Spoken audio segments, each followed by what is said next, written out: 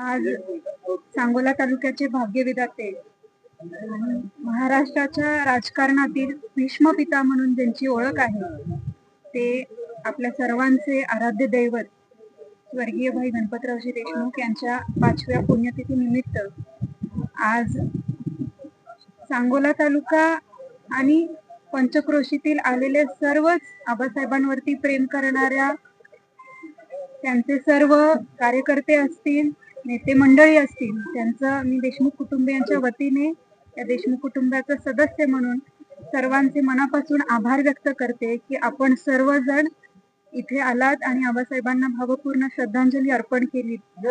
आणि याच्यातून एक विश्वास कायम दिसतो की आजही देहरूपाने जरी आबासाहेब आपल्यात नसले तरी कर्मरूपाने आणि त्यांचे आशीर्वाद आपल्या सर्वांवरती आहेत आणि त्यांनी जोडलेला हा जनसमुदाय आजही देशमुख कुटुंबियासोबत खंबीरपणे उभा आहे.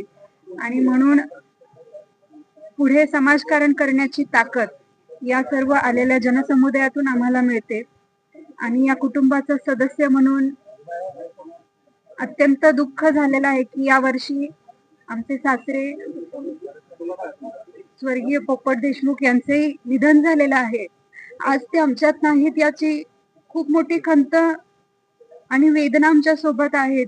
पण निश्चित स्वरूपाने आबासाहेब आणि पोपट मालक दोघेही वरून आमच्यावरती आशीर्वाद बरसत असतील अशी अपेक्षा या ठिकाणी व्यक्त करते.